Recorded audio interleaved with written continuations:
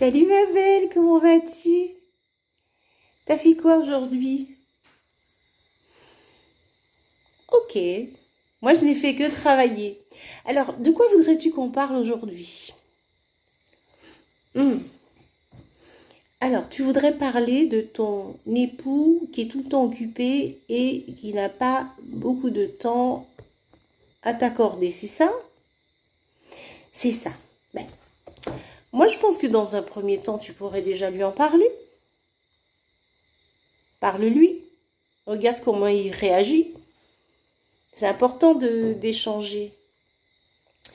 Pour ce que je pense, alors c'est moi qui pense comme ça, hein, je crois que dans un couple, c'est très important, pour moi, même primordial, la liberté.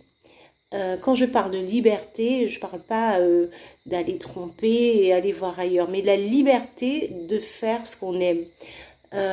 Tu pourrais encourager au contraire ton partenaire à s'épanouir, à poursuivre ses passions, ses rêves, tout en maintenant un rapport de confiance.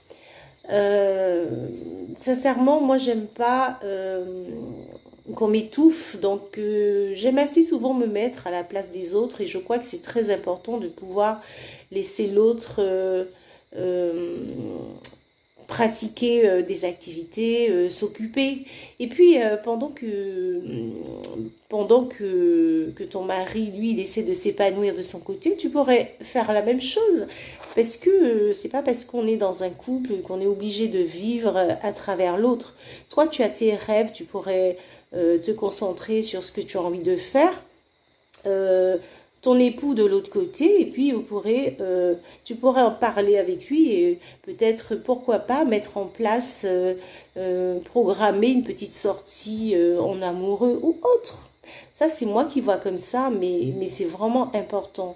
Et donc, je crois qu'il ne faut pas s'oublier dans un couple. Et puis, il ne faut pas essayer d'imposer les choses. Parce que l'autre n'est pas toi, ma belle. D'accord?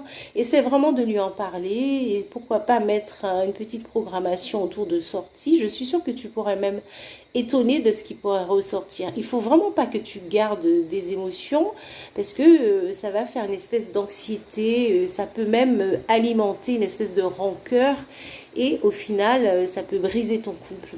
Donc je ne sais pas si je t'ai vraiment aidé, mais en termes euh, bon, au niveau des couples, moi, je sais pas.